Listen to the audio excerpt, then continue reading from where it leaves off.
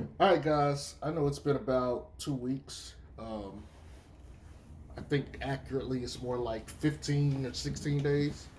Um, Lots been going on. I'm getting ready to move here, so I've been having to hurry up and try to find a new location. I've been swamped at work. Like, it's been crazy. And even with that, like, there's been a couple of snowstorms here recently. It's been a giant mess, man. It has been a giant freaking mess. And so between all of that plus getting over COVID, it's been a hectic month or so for me. About a month and a half for me, really.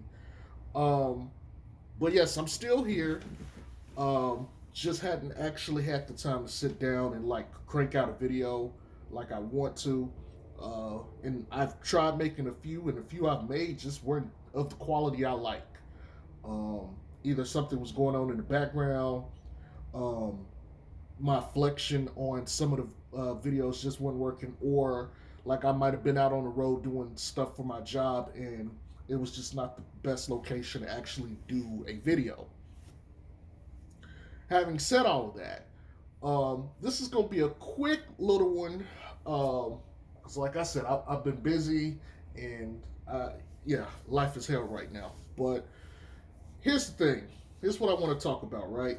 Because I know we got Tristan Thompson, and he just played his first game with us tonight. Well, last night, and I didn't even know they were playing last night. That's how crazy it is. I didn't even know the Bulls were playing last night. Someone kind of, put me on to that. But I saw him in the fourth quarter, and I went back and I checked him out this morning. His thing about TT, right? And I don't want to take this out of context either. He had an excellent game last night. Okay, he did everything you would expect him to do. Um, Only thing is, it's the Hawks, and he was able to show out and everything. So I don't want to oversell what he did, but I also don't want to undersell what he did. I need to see him do this against Joel Embiid, the Joker. Let me mute this real quick, and a couple others. Um, you see right away where he can make an impact. Um, I saw him guard a guy on the perimeter and give them time, give Io and Kobe time to recover so that he can go back and get on his man. His understanding of positioning and where he needs to be. Like, my thought was, wow, he can make Kobe a really competent defender. He can make Io look really good. I can only imagine what he's going to look like with Zoe and Caruso back. You know what I'm saying? Um, it, I really want to see what it looks like, but I want to hammer in on the three things that I think he'll really bring to this team. The first one is stability. Tony Bradley was very inconsistent, and the thing that he's supposed to do good or well, he didn't do very good or well. I think he brings that level of stability and security. If Vooch does so happen to go down, what he doesn't have on the offense, he makes up for it with rebounding, defense, and other things. So I think, you know, that's where he'll basically enhance his team. Speaking of rebounding, um, I think his presence will be felt on the glass. And last night, I believe uh, he either had 8 or 11 rebounds. He was up there, but that's what you need him for. That's what you need in the playoffs. You need someone to get physical and get out there and get the rebounds, and that's what he does. Um, it was nice to see that. It was nice to know that, when you go in and shot goes up, he's going to fight for boards. It's not going to be any of this this timidness that you sometimes see from Mama Hips, aka Tony Bradley. And the other thing that I think is just defense, man. Um, I'm not going to necessarily call him a rim protector, but he does a good enough job at making people have to work for a shot that it's a dynamic this team hasn't had, and so I'm good. Like I said, I'm very curious to see how this works with Zoe and Caruso back. Pat will be back too, so that'll be interesting. I'm gonna be interested in seeing if he'll try to mentor, Pat in that vein. But I think defensively is where it's really gonna matter because we just haven't had that from the five. And if we could just get like average or above average production there, it'll go a long way to improving this team. Now I do not believe that this is a championship level team. I don't believe it. And I don't believe, even when Caruso, Zoe, and everybody else gets back, you got Io and them coming off the bench, I do not believe that it fixes the issue of scoring off the bench. At one point in time in the game, Atlanta had 40 bench points and we had 25. It's not good. It's simply not good. And when you think about it, it's like, well, what if we had, 40 points off our bench too? Well, we're winning by 15 points. You see what I'm saying? Our starting five, and I'm talking about both of them, the current starting five and the starting five when we're fully healthy, are going to outscore a lot of other teams' starting fives. But if we're lacking right there off of the bench productivity, it's going to make it hard on us to win games. We experienced this last year with the New Orleans Pelicans, and I know they're in the news because of Zion and the CJ McCollum quotes, and I might get to that one day. I might touch on that. But last year, this team, the starting five, could get a lead. Like, we were a great, first quarter team, but we couldn't do shit after that. Bench would give up the lead. And we don't want to see that. So I think, well, let me not say I think. The thing for me is that bench is going to be our Achilles heel. And by the way, even with Tristan Thompson, I still don't think we've addressed the issues from the five spot. At least not completely. We damn sure haven't addressed the issues at the four unless that gets bought out and he signs with the team. And I still don't think he addresses all the issues, but he helps. Either way, this team isn't going to win a chip this year unless, like I said way back at the beginning of the year, each team has like an injury that they have to deal with. And all the other teams that were around us pretty much got better in some capacity. We get Tristan Thompson, that's a marginal get better. Brooklyn and Philly took huge leaps to get better. We hadn't beat Miami yet, or Philly for that matter, or the Bucks, who are the defending champions. And then you also got a team like Cleveland, who just got Karis LeVert. I mean, all these teams got better. Now, I don't think Cleveland is necessarily going to get past the first round, although they could. I think they're way too young. Way too young. Even with Rondo there, I still think they're way too young.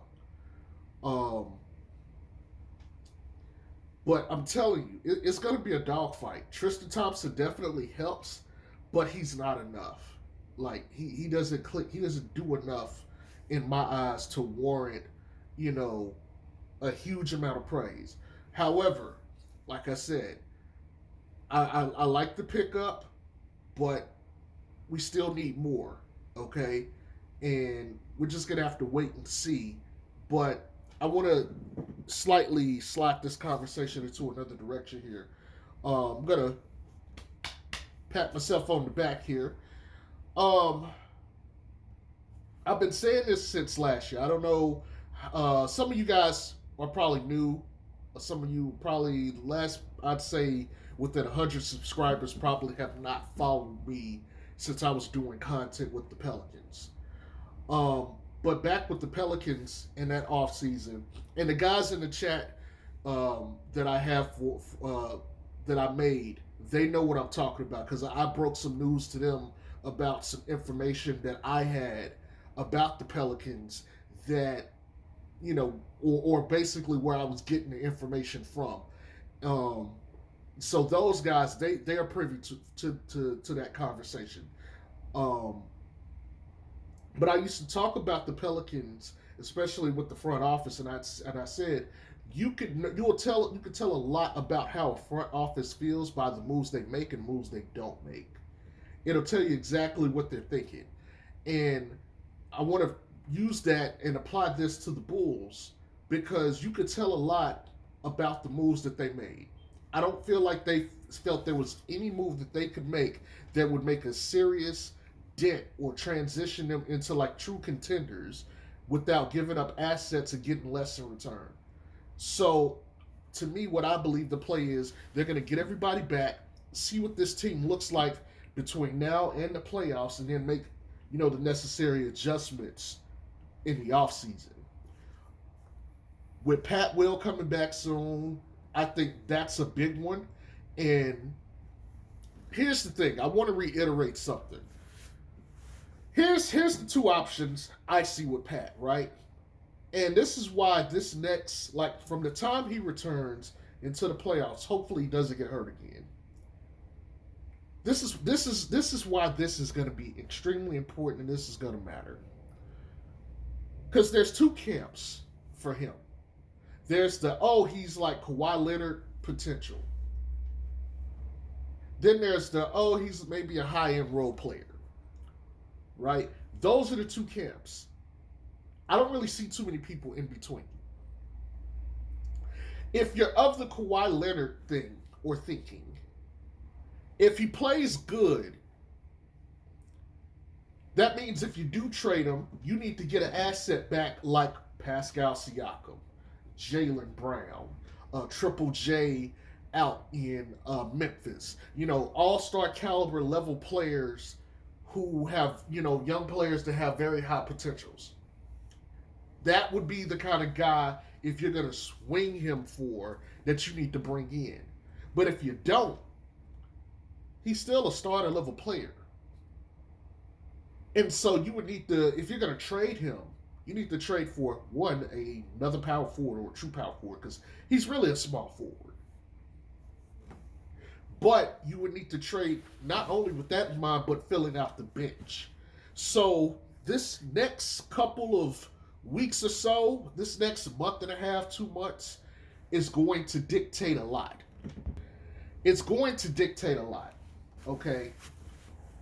If Pat Will plays well, his value will only rise. It means if you do decide or opt to trade him, you're going to be in a better position. You're going to be able to get more for him.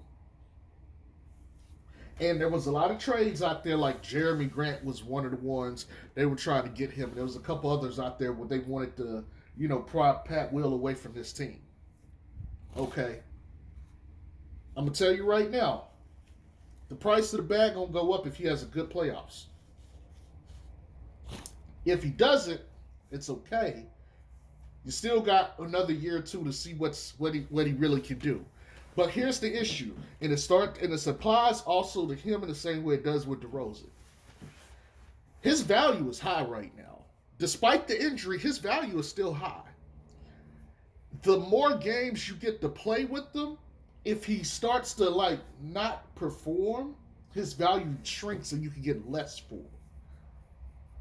So you have to play this or manage this the right way, because if he comes back and he's not good, maybe you should have took the Jeremy Grant deal or tried to swing him for Pascal or, Triple J or another big name player like that. That's where that's going to lead to. And I hope we don't get to that point. I really do. I hope we don't get to that point. Last we saw him, I wasn't impressed. He was too timid. He acted like he didn't know what he wanted to do or what to do. And I get it. New team, big guys, big name talent. I understand it. So that's why I'm not crushing him for it. But at this point, you should understand you've been around these guys all years. These are your guys. It when you come in, you should automatically know, hey, I'm one of the guys. I need to play my game, and if I'm open, knock down the shot, play defense, help where I can. That's all that matters. The rest of that, shouldn't worry about it. Um, Speaking of DeMar DeRozan as well, look, y'all know how I feel about DeMar DeRozan. That has not changed, but I got to give props where props is due. Man, it's been ridiculous. And I was in another chat where this conversation was about DeMar DeRozan. Well, not necessarily DeRozan, but about the Bulls team and if they were tanking, they would slide. And I said, I'm just to be frank, they're going to be a top 3 team, and they should be. And the reason they should be is because we have DeMar DeRozan, because we have Zach LaVine. Okay, these are the All Stars. These are, and one of them is the All Star starter. You could argue Zach LaVine probably should have been a starter too, but I digress. But if they can't manage this, then what are we really doing? What are we talking about here? DeRozan has took the challenge and said, look, some of our guys are out. We're going to be lacking on defense here and there. Let me go out here and put up what I need to put up to make sure that we don't slip. So when these guys come back, maybe I can relax a little and conserve some energy and be ready for the postseason. But we definitely cannot afford to be falling off. He's taken the challenge. He's done exactly what an NBA veteran all-star starter should be doing, like a first-team player should be doing. He is a top 5 player this season.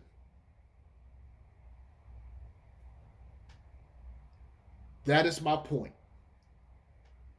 Giving him props, he's done exactly what he's supposed to do. Does not mean my opinion has changed, because his value is still high as hell. But you have to be honest and real about these things. DeMar DeRozan has been fucking sensational. He's been fucking outstanding. And I would argue to say that this is DeMar DeRozan's team instead of Zach LaVine. Yes, Zach LaVine is going to get the big payday this offseason. But let's make no mistakes, the dollar signs is irrelevant. This is DD's team. And DD is vastly underpaid. DD should be getting $45 a year. That is the production he is putting out. He is putting out $45 million a year production. It's been out fucking standing, man. Speaking of vets,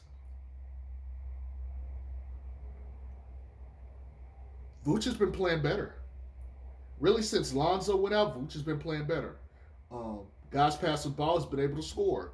He's been putting up Vooch-ish, numbers. He's looked like the Vooch of old.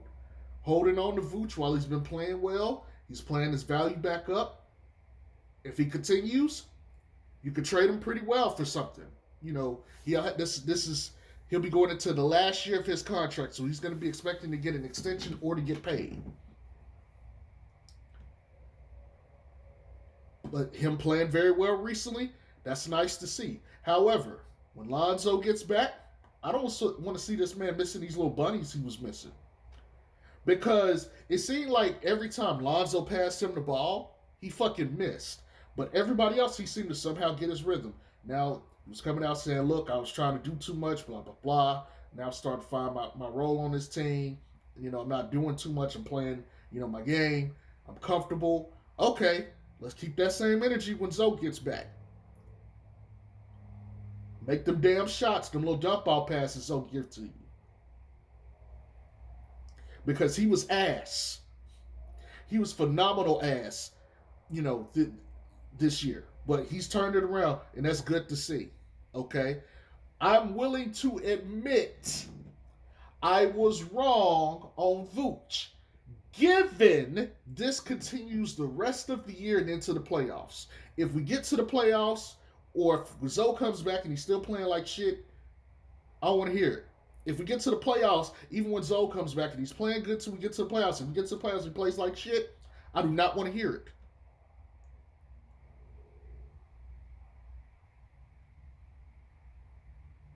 We'll see what happens. But good job, Vooch. I'm not too much worried about Zach, other than I hope that his knee holds out or his leg holds out. I get he's trying to be tough. He's trying to get paid. Don't fuck it up, man. You already had a serious injury that set you back. I know you want to get your money. Don't fuck it up. If you need to sit out for like a month or two, do what you got to do. Take care of your body. But don't re-hurt or hurt yourself to the point where oh, Zach LaVine gets to the offseason, he's got to have surgery. It's going to keep him out all the next season. Because we don't need that. Like, I don't think anybody is expecting us to win a title this year unless we get a whole lot of luck. And you still got the rest of your career. You're like 26 years old, going on 27. Okay, don't fuck this up, man. I'm gonna be honest with you. Fuck the Bulls, fuck Zoe, fuck Caruso, fuck DeMar, fuck Vooch, fuck Billy Donovan, fuck Acme. Don't fuck this shit up. This is your chance to get paid. And I'm always support the players getting paid.